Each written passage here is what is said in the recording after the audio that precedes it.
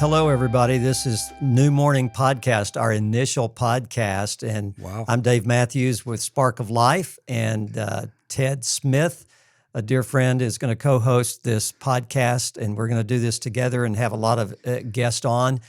This podcast is all about loss, pain, hurts of the past, but it's going to be a new kind of mourning to where we're going to be positive, and we're going to try to show that I can have hope after tragic loss.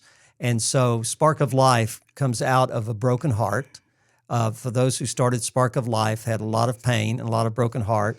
And so we're doing this work in order to help people find hope.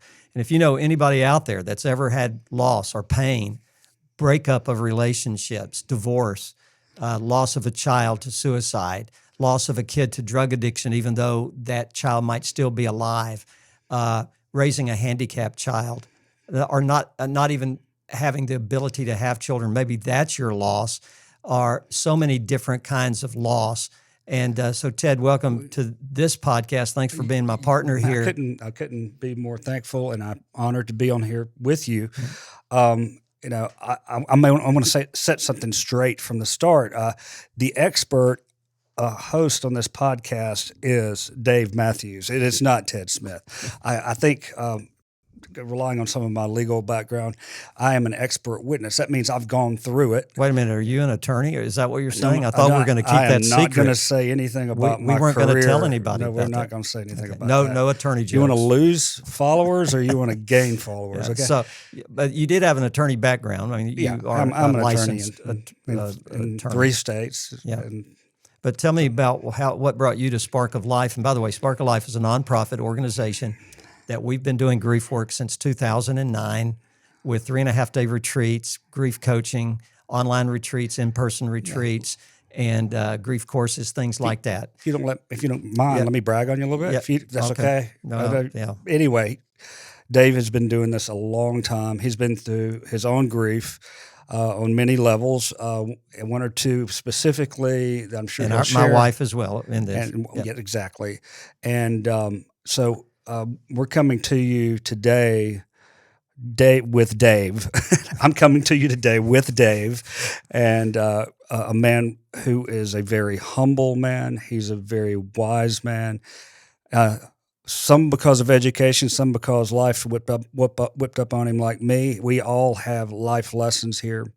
Well, tell me about but you're 102 years old, or what was I it? used to be. He's lived a long time anyway, and Let's just say this. I remember Lucille Ball and Bob Hope and even Guy Lombardo that most of our listeners have never heard of. yeah, you just lost about half of our listeners, but anyway. But I look younger than I feel. He does look really good. He's a very attractive guy, clearly.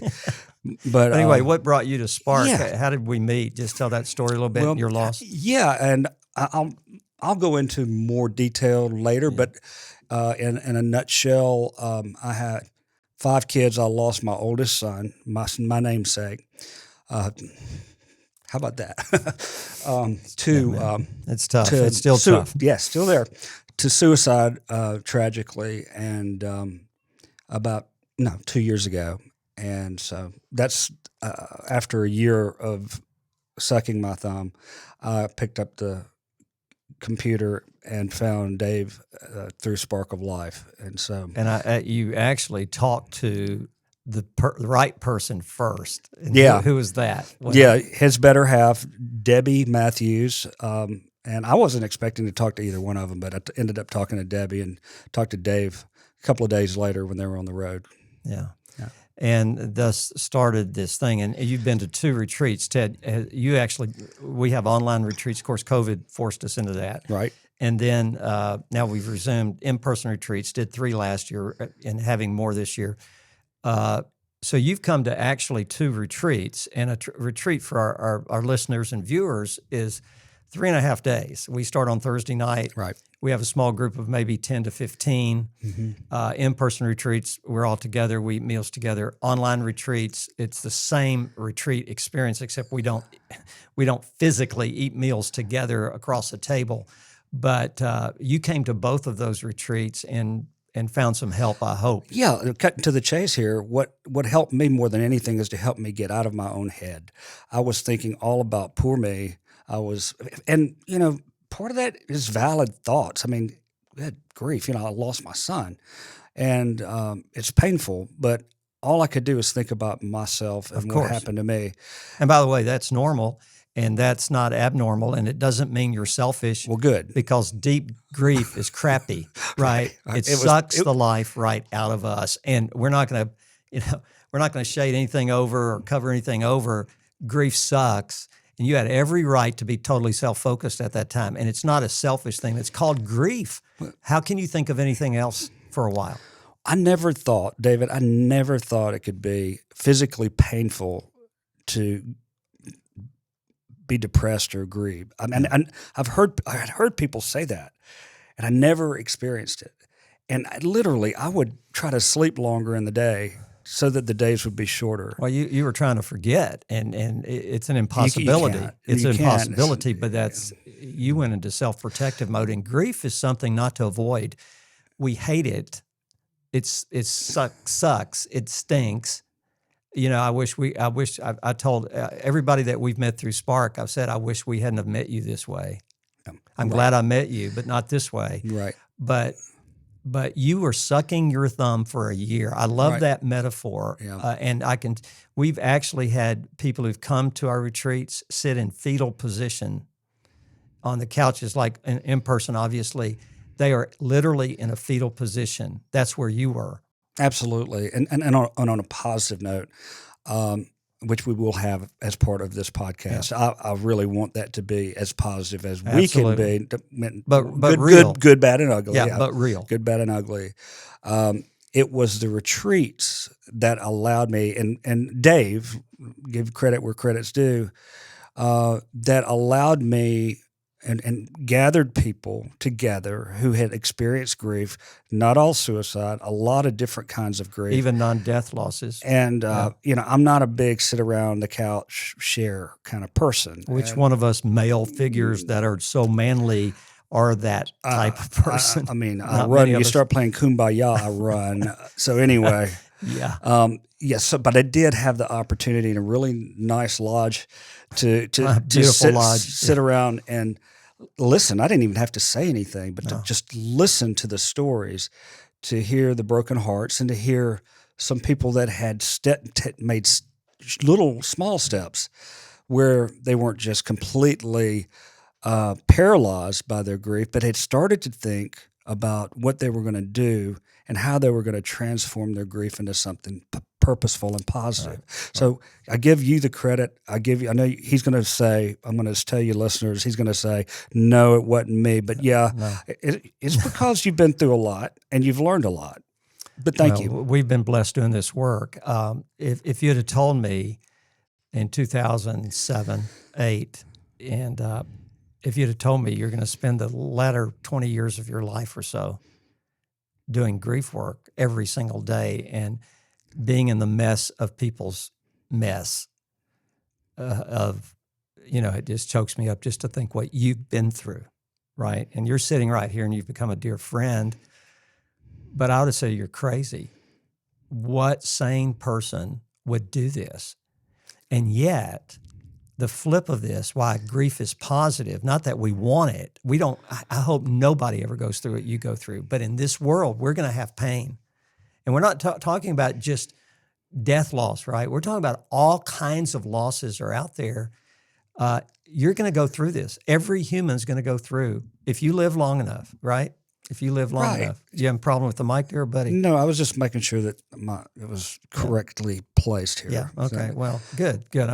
But back to your son just for a second so our listeners and viewers can feel this, okay? You called him Luke or Lucas, right? Yeah, he was Ted Lucas Smith III. Right. So your namesake. My grandson. We were close. We hunted together. We played together. Oh, wow. We laughed together. We were both musicians and played. All of that. Yeah. And so he had problems, right? And so when we talk about new Mourning, what we're talking about there is not that we have all the answers, by the way, and not that there's not other people doing great work with grief. There are. I've met them over the years. I've sat at their feet listening. So there's a lot of people out there that want to help you do this. New kind of mourning is that it's not just about Luke. It's your losses. Obviously, the greatest loss of your life, if you had to rank the losses, would be Luke right now. Absolutely. Absolutely. Yeah, no question. No question. So, I mean, if we're ranking them, and everybody has a worse loss right now. Everybody listening and viewing this has a worse loss. I can guarantee, yeah. That they have their worst loss that That's they right. have ever experienced to this point. Right. But as we deal with people, we have found how important it is to put losses in context of your whole life. So how you deal with Luke's loss might be affected by other losses. So Luke had other problems, like you were telling me about his alcohol problems, right? And you experienced that, of course, while Luke was still alive. So talk about that a little bit. Well, it was just from my perspective, it was something that was I could not solve it, I kept our family, we couldn't, and he couldn't. He felt from what he told me, he felt hopeless. And okay, now I want to stop right there. Yeah, you could not solve it. Right. Now I tried. As a father, you try to fix it. Right. So my losses in the past, and I'm not going to go into detail of all of them, just for the sake of not airing other people's laundry, for example, or anybody. But the losses in my life can be like everybody else. There's a pile of them. The toughest is when obviously I can't do anything about it. And as a man, I don't think it's just a male-female thing, because females, you mess with my wife's kids, and the bear is going to come out of Debbie, right? I mean, she's going to protect her cubs. Right. You don't mess with her cubs, and you don't mess with her husband. Okay. I mean, she'll defend me, right, even if I'm wrong. I mean, she's not saying be wrong, but my point is, when we don't have control, you talk about spiraling and feeling hopeless. See, that comes with feeling hopeless and helpless. Ted couldn't fix Luke, right or wrong. Even when he was alive, you could not fix him. No. And so how did you feel? Before and after, almost helpless, and you feel responsible. Feel responsible. Yeah, because he's your kid. Right. You're the daddy. That's right. You should have protected him. And they're I'm a flawed individual, and there are things decisions I made that I could look at and put them on the list of maybe this is what happened, and so I think that's a real common thing. It is. I think I'm right there. I'm not unique in the griever category. I think everybody has that similar kind of approach.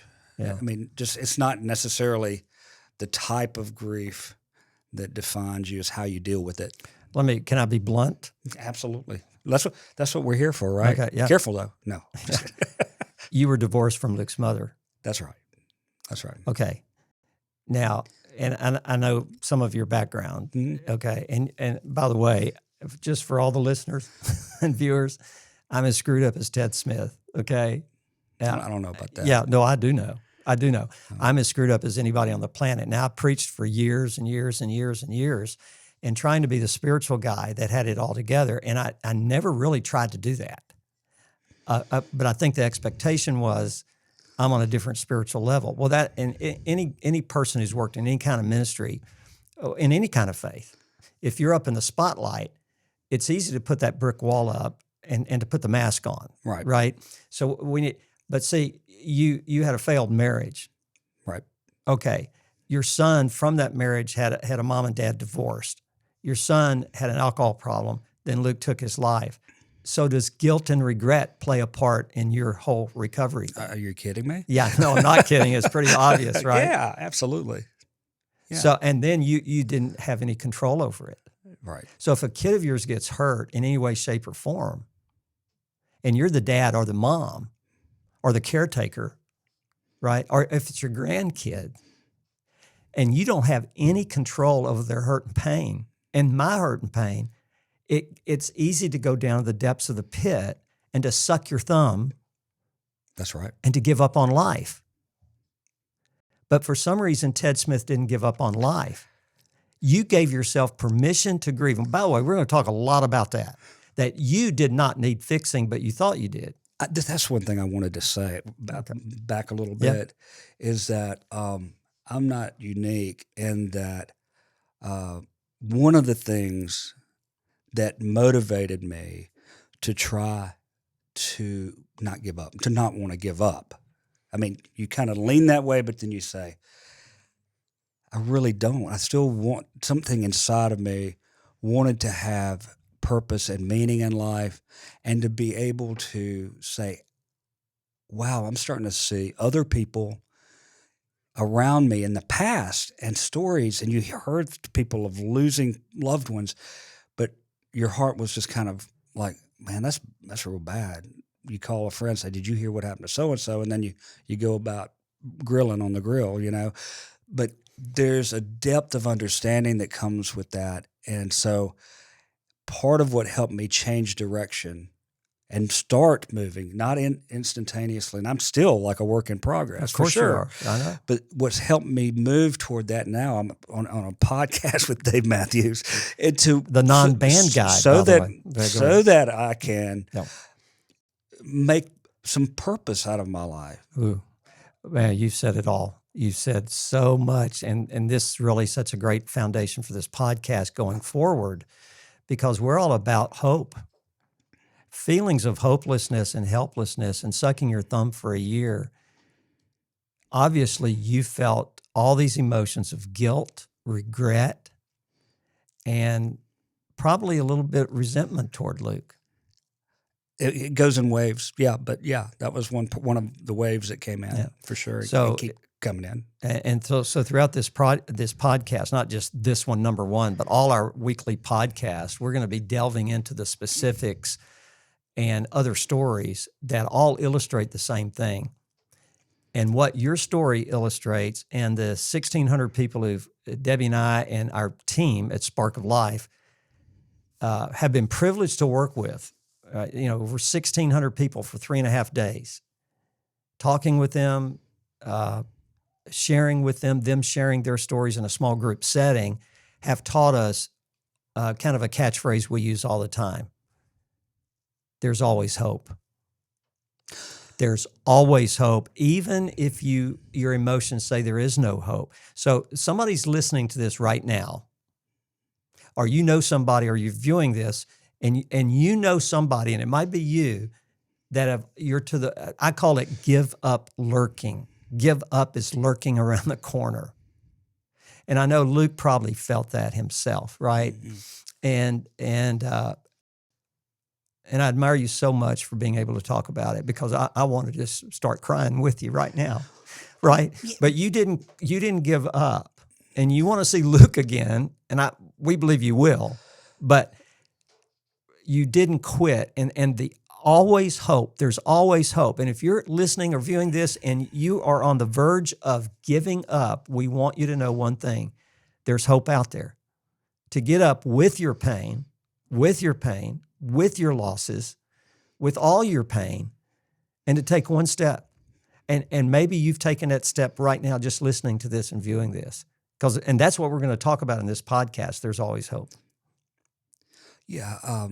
Just to follow up on, what happens, and you were patting me on the back for, I don't know why you were doing that. Because you hadn't quit, man. But I want to tell you one of the reasons why I haven't quit. And to anybody out there listening, one thing that grief and mourning does, if you just sit still for a while and you listen, it creates calluses. It makes you become like Teflon more than you were. I was kind of a sensitive guy. I was a successful guy, business guy, and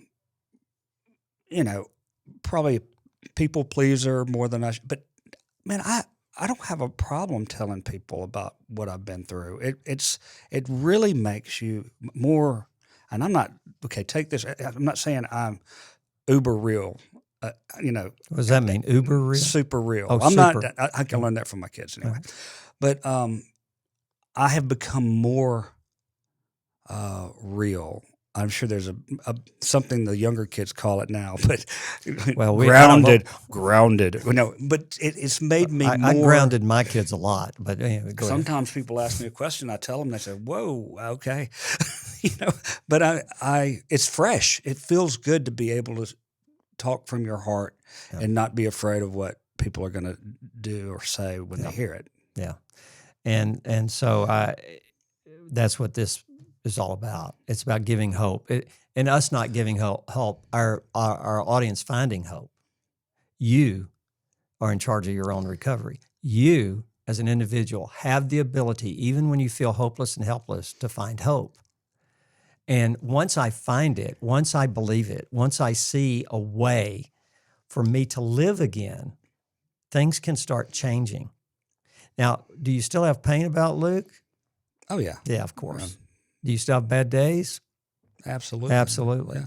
I had a trigger moment on Sunday watching a video. I can't even get into it.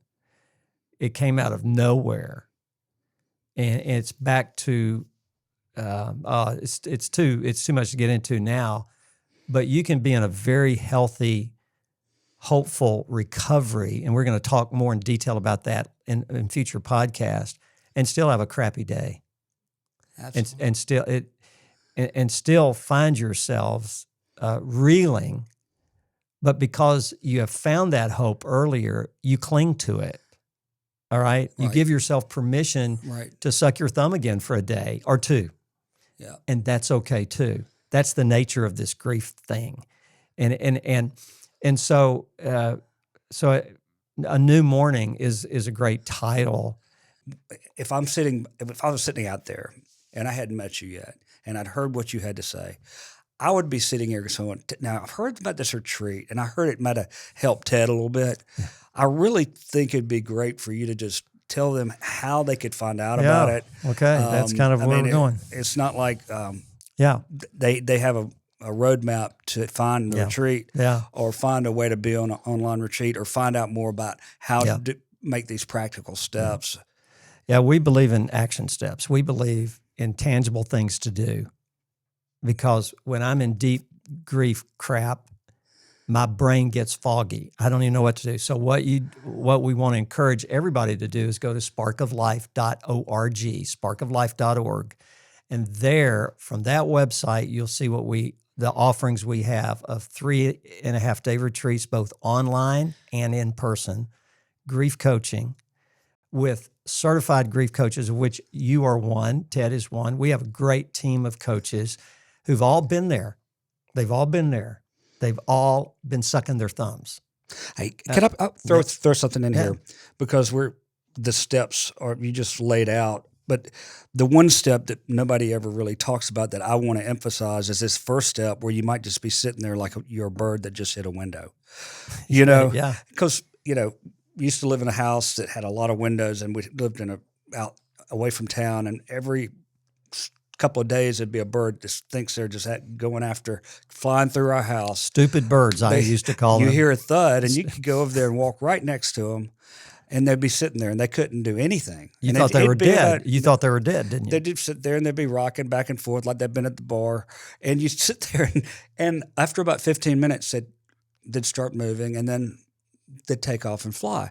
So, I did bring up the retreats and everything, but I also want the people out there, if I were out there the first year, I would be like, I really want to go to hang around a bunch of people right now. No, you didn't. I didn't. No way. And so I'm telling the people that are hearing this that just hit the window and are sitting there, it's part of your grieving process to sit there and close your eyes and rest your mind. Your mind is a very powerful thing, and there will be healing that your mind does for you. You can go to a psychologist and he can tell you, or a psychiatrist, he can tell you all that. I'm just a coach and experienced expert witness.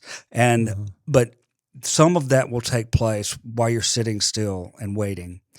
But go ahead and write down, if you have a pen, what David just said, put it in the drawer, and when you have just a ray of light, just a hope, a little bit of hope, pursue what he just suggested that you pursue. Yeah, you could actually, when you're listening to this, and people will be listening or viewing this at all hours of day and night and everything, we have a number you can call at any time. And if we don't answer it, it's because we're either asleep or we're talking to somebody else. But you can leave a message, and we can, or you can sign up for coaching, and we'll have that coach. You can be talking to a real live human being, right? And maybe they can help you just get a little unstunned for a second, right? Unstunned. Right. And we all are stupid birds sometimes. Right. And it's not really stupid. It's natural. The thing that causes grief is love. So when Josiah, our grandson, died, Ted Smith, you didn't grieve with me. Nope. Because you didn't know me. Right. So you didn't love me. You didn't love our grandson or my son or daughter-in-law, right? You didn't love them, not because you're mean, because you didn't know us. Right. The only reason people grieve is because of love or rejected love, right? Right. So love is the reason we grieve. Grief is a sign of love. Now, that doesn't make me feel better immediately. But the other side of that is that the very thing that propels us to the pit of grief, that we have to go to that pit of grief, right? You have to go there. You have to go. The same thing that propelled you there is exactly the same thing that propels you out of it. But it's not like, somebody says you're about to go to the pit of grief. You need to go pack your bags. Get up at 7 a.m. In my case, I woke up at 7 a.m. to a call from my ex-wife who told me that Luke was not alive anymore. And so it's not like I had time to pack my bag. You didn't have time. That's exactly right. Right. So you sucked your thumb and you felt maybe life was over, meaningless and all that stuff, but you gradually climbed your way out.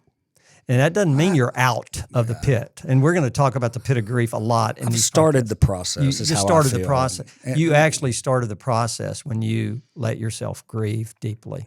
That's part of the process that we wish we could eliminate. And we'll be talking more and more on these podcasts about how do you really take those steps. But I have to take a step. And people who are listening and viewing this, you've already taken a step. And you might know gobs of other people who need to hear some of this stuff. So the plan at New Mourning is to do something, and you've already done it. And if you just need to cry for another day or two or three or five, then cry. If you need to suck your thumb, suck your thumb. If you need to click on sparkoflife.org, do that, right? Don't let anybody be in control of you and your response to tragedy, to pain of the past. And don't let anybody fix you. And at Spark of Life and at these podcasts, we're not here to fix you. And you know why we're not here to fix you? We don't think you need fixing. We think you need to grieve. All we're trying to do is help you learn to live forward. Yeah. Through grief, through your grief, with your pain. That's right. To where that pain does not debilitate you. Right? That's correct. And hurt other relationships that you want to keep. And you don't want that either. So thank you for listening to us. Thank you for viewing this. Our first podcast, Teddy, I called Teddy Ballgame. And for baseball fans, Teddy Ballgame was Ted Williams. I think that's one of those older kind of things. It is one of those older things. Thank you for sharing. We'll have a few old, not farts. I was going to say farts. You did. Oh, I did. On our first podcast. I said the word fart. My mother would be so disappointed in me. Oh, my goodness. She did not like me to pass gas ever. Well, I think it went okay, Dave. And thank you all for joining. Yeah. And our next podcast, I think I got the title somewhere. I can't even think. It's called We'll Make It Up. We'll Make It Up. Yeah. No, it's called Kiss Me Now. I think we're going to talk about Kiss Me Now. And if that doesn't motivate you're going to have to explain that. We're going to have to explain it. Okay. Yeah. Well, I mean, I have a wife. You have a girlfriend. Fiance. Thank you fiance. very much. Thank you very much. I can't ever spell that word. We're going to have a talk after this podcast. Yeah. It's okay. And Kristen needs counseling, and that's your fiance. I need counseling after sitting here for an hour with you. Well, y'all have a great day, and we'll see you next time on New Morning Living forward through Through grief. Grief.